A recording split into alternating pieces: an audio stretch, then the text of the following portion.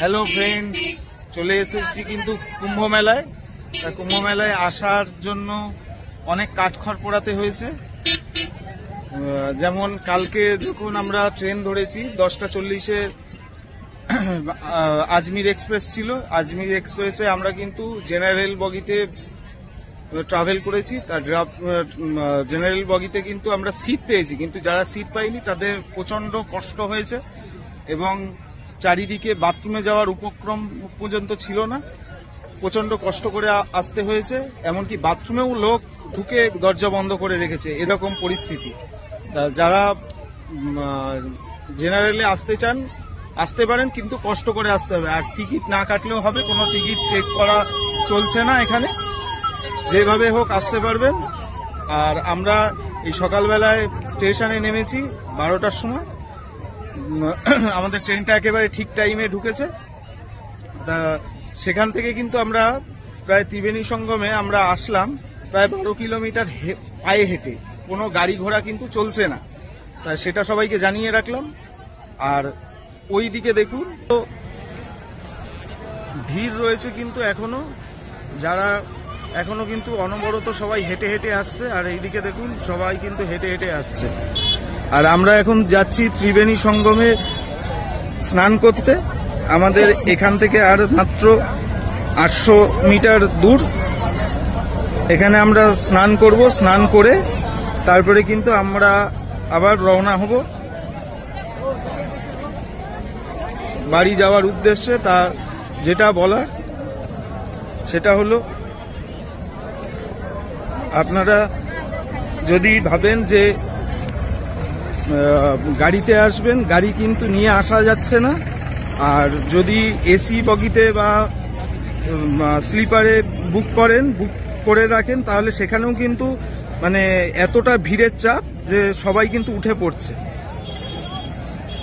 কোনো কিছু মানছে না কেউ। যাই হোক, এটাই বলার ছিল, বললাম। আর ত্রিবেণী সঙ্গমে যে আপনাদের সাথে দেখা হচ্ছে, ওখানে স্নান করব কিভাবে। এখানে কিন্তু অনেক কিছু খাওয়ার ভান্ডারা পাবেন। হ্যাঁ, খুব কম পয়সায় ভান্ডারাগুলো আপনারা পেয়ে যাবেন।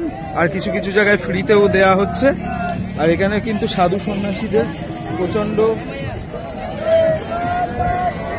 নানা দিক থেকে কিন্তু পয়সা ইনকাম করার ব্যবস্থা করে রেখেছে।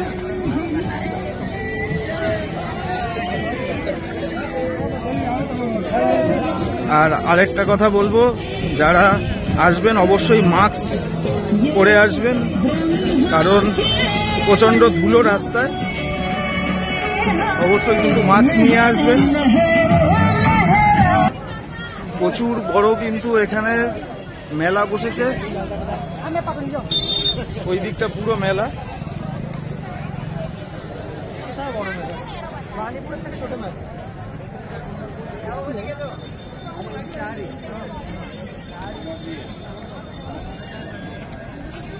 আর আপনারা কিন্তু অবশ্যই মাস্ক নিয়ে আসবেন, এখানে প্রচন্ড ধুলো। আমি অবশ্য মাস্ক নিয়ে এসেছি, কিন্তু পরিনি। আর আমার ভাই ও কোনো কিছুই মানে না।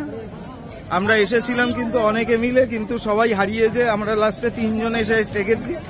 তা অবশ্যই কিন্তু একসাথে থাকবেন। একতাই বল, এটাই আমাদের পরম বাক্য, যেটা মেনে চলতে হয় আমাদের সবাইকে। আবার বলছি, একতাই বল।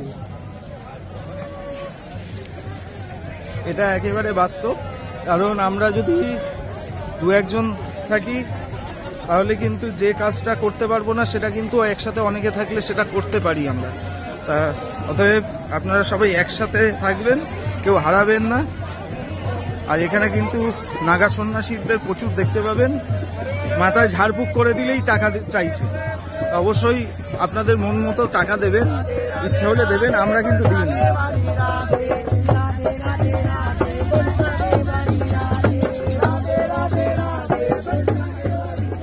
দেখছেন নানা রকম কিন্তু সঙ্গীত করছে তাদের ইনকামের জন্য। এই টাইমটায় এরা কিছু যে ইনকাম করে, সেগুলো কিন্তু তাদের একটা সারা বছরের ইনকামের জন্য। আর আমরা কালকে কিন্তু ফেরত যাব। আজকে আমরা স্নানে যাচ্ছি, কালকেও একবার স্নান করব, কালকে ভালো দিন আছে। অলরেডি বাসন্তী পঞ্চমীর যে যোগ, যাকে আমরা বাংলায় বলি সরস্বতী পুজো, সেই মহেন্দ্রক্ষণ কিন্তু এতক্ষণ লেগে গেছে। তো কালকে সকালবেলা এখানকার স্থানীয় লোকরা বলছিল ভোর 3:40 থেকে সকাল 8টা অবধি নাকি আর একটা কি যোগ আছে, সেই যোগেও আমরা একবার স্নান করার জন্য প্রস্তুতি নেব। এখন সবটাই ভগবানের ওপর, উনি যেটা করাবেন আমরা সেটাই করতে পারবো, এইটুকুই। যাই হোক, ত্রিবেণী সঙ্গমে যে ওখানে আমাদের দেখা হচ্ছে, আর যেটা বললাম অবশ্যই কিন্তু প্রচণ্ড কষ্ট করে আসতে হবে। আমরা কিন্তু রাতে খাওয়ারও খাইনি, শুধু বাথরুম না যাওয়ার ভয়ে, কারণ বাথরুমে যাওয়ার কোনো রকম ব্যবস্থাপনা ছিল না। যাই হোক, আর এখানে কিন্তু টেন্ট পেয়ে যাবেন থাকার জন্য। আধার কার্ডটা অবশ্যই নিয়ে আসবেন, আধার কার্ড ছাড়া কিন্তু টেন্টে থাকতে দেবে না।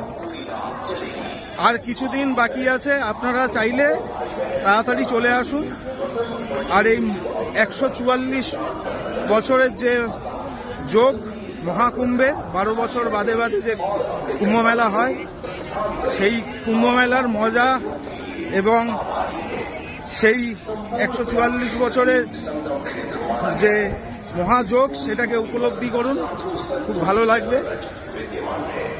শিয়ালদা থেকে প্রতিদিনই আজমির এক্সপ্রেস আসে প্রয়াগরাজে নেমে কিন্তু অবশ্যই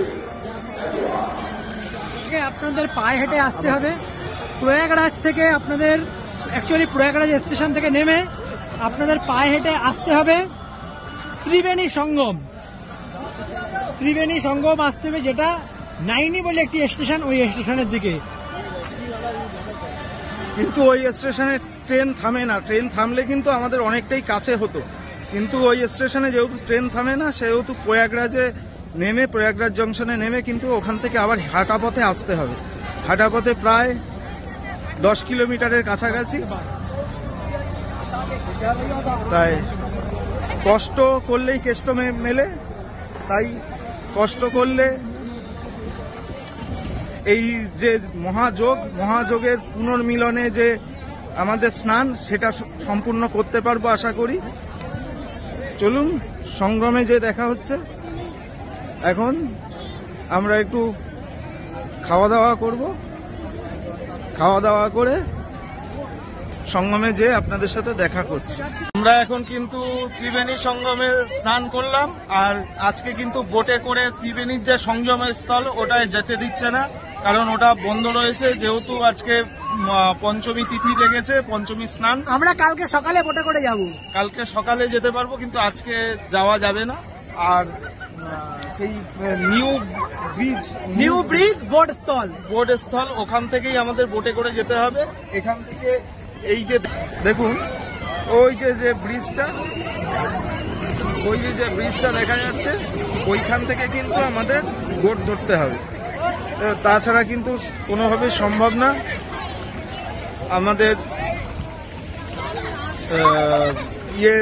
ত্রিবেণী সঙ্গমে যাওয়া। আর আজকে কিন্তু যেতে দিচ্ছে না, আমরা এখানেই স্নান সারলাম। আর প্রচন্ড ঠান্ডা জল, আমাদের স্নান মোটামুটি হয়ে গেছে। আমরা এখন করে উঠছি, আর দেখুন বাচ্চাগুলো কিন্তু স্নান করছে।